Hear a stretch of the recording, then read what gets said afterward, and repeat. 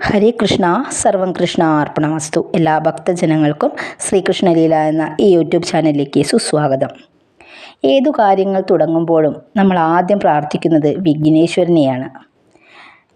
സർവ്വവിഘ്നങ്ങൾ അകറ്റുന്നതിനും ഉദ്ദിഷ്ട കാര്യസിദ്ധിക്കും സർവ്വവിഘ്ന വിനാശകനായിട്ടുള്ള ഗണപതിയെ പൂജിക്കാറുണ്ട്. ഭഗവാനെ പ്രസാദിപ്പിക്കാതെ ചെയ്യുന്ന കാര്യങ്ങൾ ഫലം കാണില്ല എന്നാണ് വിശ്വാസം. അതുകൊണ്ട് തന്നെ ഒട്ടുമിക്ക ഹിന്ദു വീടുകളിലും ഗണപതി വിഗ്രഹം സൂക്ഷിക്കാറുമുണ്ട്.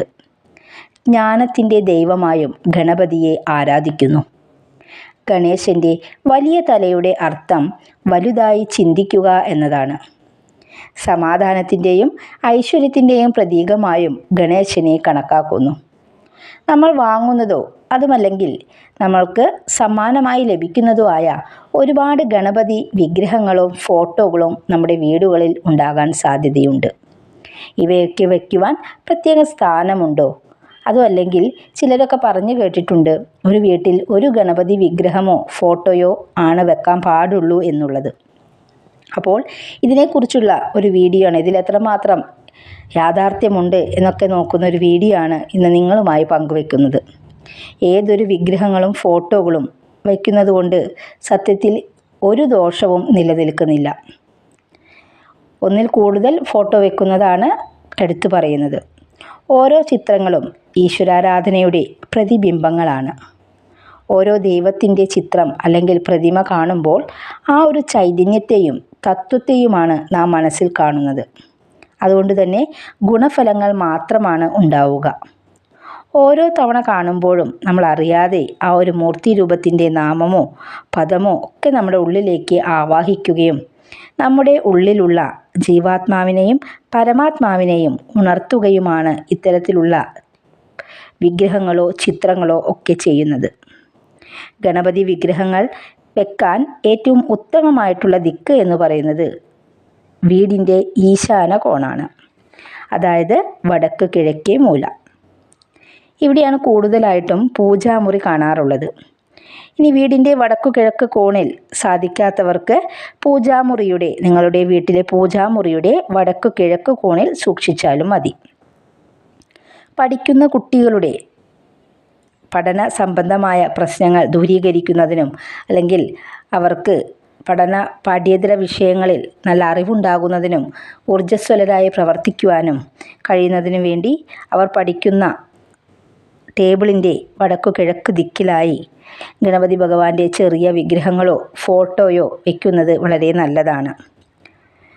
അത് പ്രത്യേകം എടുത്തു പറയേണ്ടത് എഴുതുന്ന ഗണപതിയുടെ വിഗ്രഹമോ ചിത്രമോ ആണ് അവിടെ സൂക്ഷിക്കേണ്ടത്. അതിന് കാരണങ്ങളുമുണ്ട്.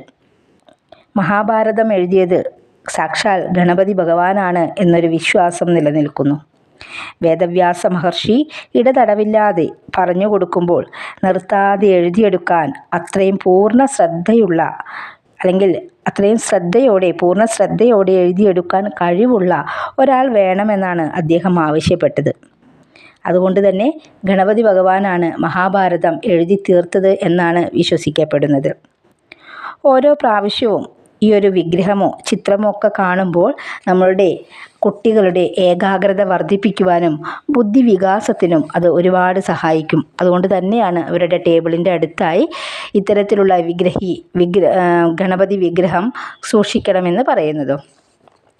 ഒരുപാട് കോൺഫിഡൻസ് അവരുടെ മനസ്സിൽ ഉണർത്തുവാനും പോസിറ്റീവ് ചിന്തകളെ അവരിലേക്ക് പ്രസരിപ്പിക്കുവാനും ഇത്തരത്തിലുള്ള വിഗ്രഹങ്ങൾക്ക് കഴിവുണ്ട്.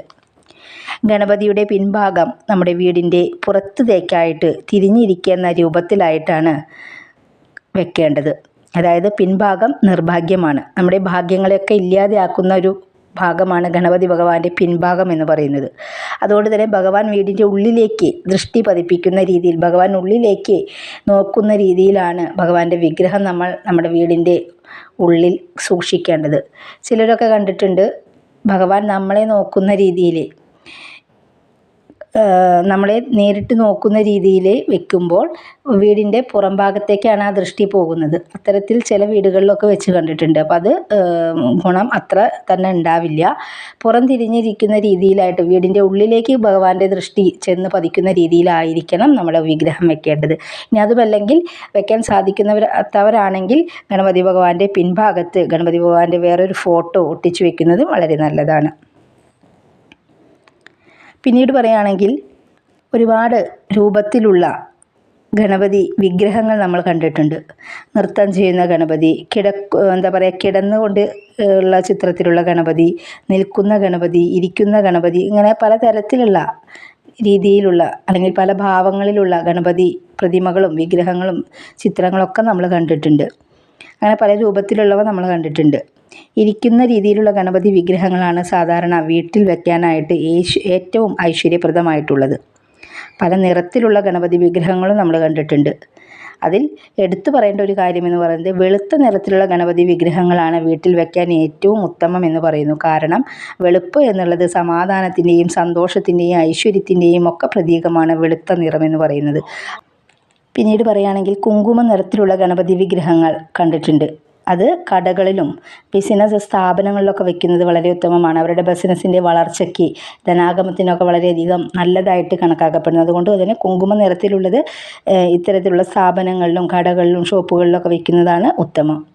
ഗണപതി വിഗ്രഹങ്ങൾ വാങ്ങുമ്പോഴും നമ്മൾ പ്രത്യേകം ശ്രദ്ധിക്കേണ്ടതുണ്ട്.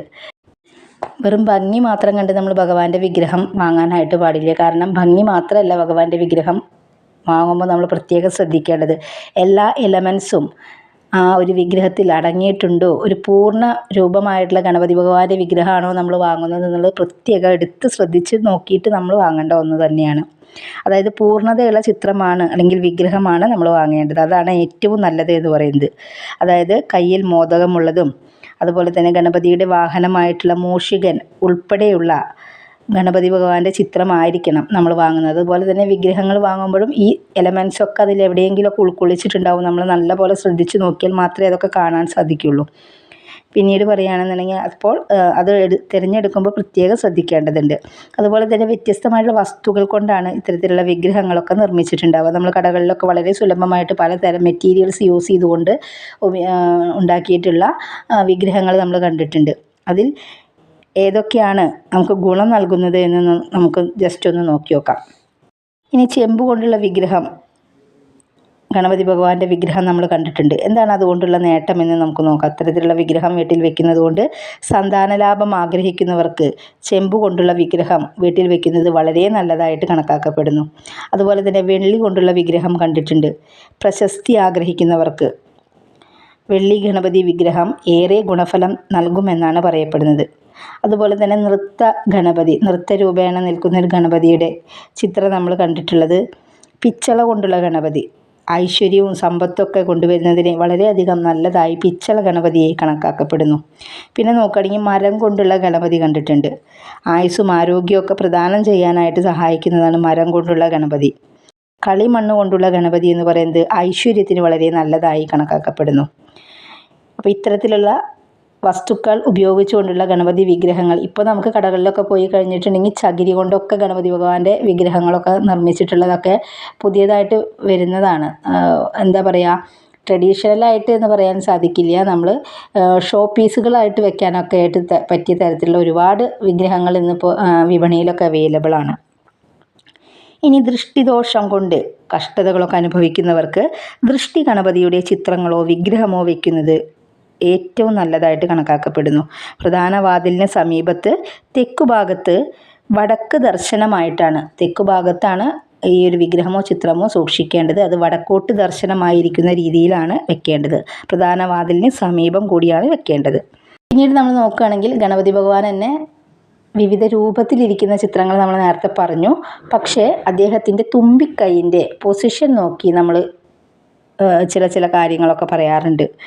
അത് ഇടതുവശത്തേക്ക് തിരിഞ്ഞിരിക്കുന്ന തുമ്പിക്കൈ ഉള്ള ഗണപതി, അതായത് തുമ്പിക്കൈൻ്റെ അടിഭാഗം, താഴ്ഭാഗം അല്ല പറയുന്നത്, താഴ്ഭാഗം എവിടേക്ക് തിരിഞ്ഞിരുന്നാലും കുഴപ്പമില്ല. പക്ഷേ ഈ തുടക്ക ഭാഗം അദ്ദേഹത്തിൻ്റെ തുമ്പിക്കൈയുടെ തുടക്കം ഭാഗത്ത് ഒരു ചെറുതായിട്ടൊരു ചെരിഞ്ഞ ഒരു വളവ് പോലെ വന്നിട്ടുണ്ടാവും.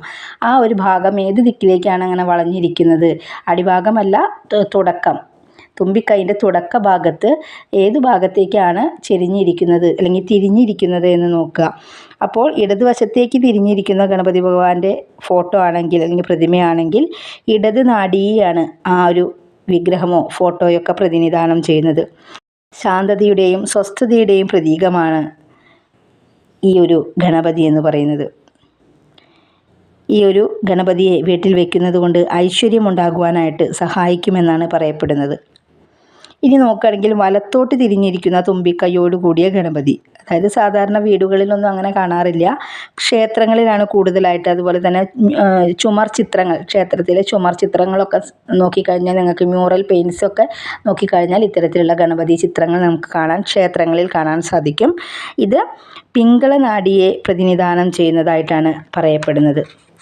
അപ്പോൾ ഈ ഒരു വിഗ്രഹത്തിനോ അല്ലെങ്കിൽ ഒരു ചിത്രത്തിനോ അത്രത്തോളം ശക്തി ഉണ്ട്.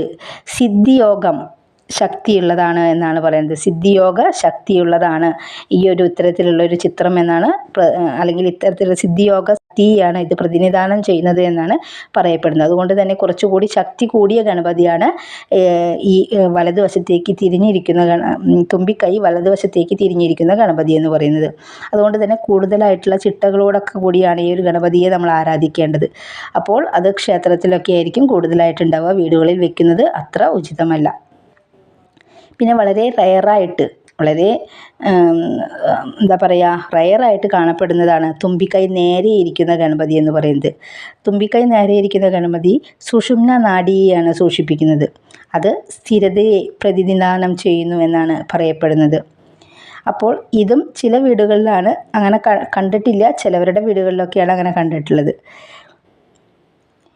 പിന്നീട് പറയുകയാണെങ്കിൽ ഒട്ടുമിക്ക ഒരുവിധം എല്ലാ ആൾക്കാരുടെയും വീടുകളിൽ കാണുന്ന ഒരു ഗണപതി വിഗ്രഹമാണ് നവധാന്യ ഗണപതി അല്ലെങ്കിൽ അന്നപൂർണ്ണ ഗണപതി എന്ന് പറയുന്നത്. ഈ ഒരു വീഡിയോ നമ്മൾ മുന്നേ ചെയ്തിട്ടുണ്ട്. നവധാന്യ ഗണപതിയെക്കുറിച്ചുള്ള ഡീറ്റെയിൽ ആയിട്ടുള്ള വീഡിയോ നമ്മൾ മുന്നേ ചെയ്തിട്ടുണ്ട്. അത് കേൾക്കാത്തവർ അത് കേട്ടു നോക്കുക. നവധാന്യ ഗണപതിയുടെ പ്രാധാന്യത്തെക്കുറിച്ചും മഹത്വത്തെക്കുറിച്ചും കൃത്യമായി അതിൽ പറയുന്നുണ്ട്. അപ്പോൾ നവധാന്യങ്ങൾ കൊണ്ടാണ് ഈ ഒരു വിഗ്രഹം നിർമ്മിച്ചിരിക്കുന്നത്. ഇത്തരത്തിലുള്ള ഗണപതി വിഗ്രഹം വീട്ടിലുണ്ടെങ്കിൽ വളരെ നല്ലതാണ് എന്നാണ് പറയപ്പെടുന്നത്. നവഗ്രഹ പ്രീതി കൂടിയാണ്. നവധാന്യങ്ങൾ കൊണ്ടാണ് ഈ ഒരു വിഗ്രഹം നിർമ്മിച്ചിരിക്കുന്നത്. ഏതൊക്കെ നവധാന്യങ്ങളാണ് എന്നൊക്കെ അതിൽ പറയുന്നുണ്ട്. നവഗ്രഹങ്ങൾ, ഓരോ ധാന്യങ്ങളും ഓരോ ഗ്രഹങ്ങളെ പ്രതിനിധാനം ചെയ്യുന്നുണ്ട്. അപ്പോൾ അതുകൊണ്ട് തന്നെ നവഗ്രഹ ദോഷങ്ങളുള്ളവർക്ക് സമ്മാനം വേറൊരാളിൽ നിന്ന് ഇത്തരത്തിലുള്ള നവധാന്യ ഗണപതിയുടെ വിഗ്രഹം കിട്ടുന്നതും അല്ലെങ്കിൽ വേറൊരാൾക്ക് നമ്മൾ കൊടുക്കുന്നതൊക്കെ വളരെയധികം നല്ലതായിട്ട് കണക്കാക്കപ്പെടുന്നു.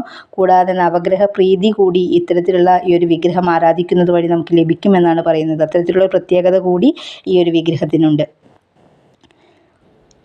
നവഗ്രഹ ദോഷങ്ങൾ ഒക്കെ നിങ്ങൾക്കുണ്ട് എന്നുണ്ടെങ്കിൽ ഇത്തരത്തിലുള്ള ഗണപതി ആരാധന നടത്തുന്നത്, നവധാന്യ ഗണപതി ആരാധന നടത്തുന്നത് വളരെ ഉത്തമമാണ്.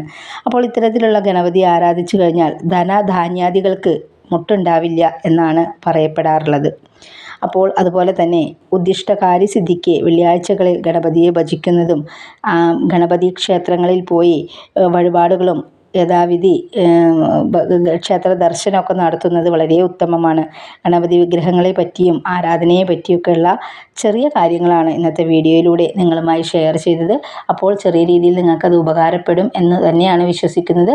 ഇത്രയും പറഞ്ഞുകൊണ്ട് ഈ ചെറിയൊരു അധ്യായം ഇവിടെ അവസാനിപ്പിക്കുകയാണ്. ഹരി ഓം.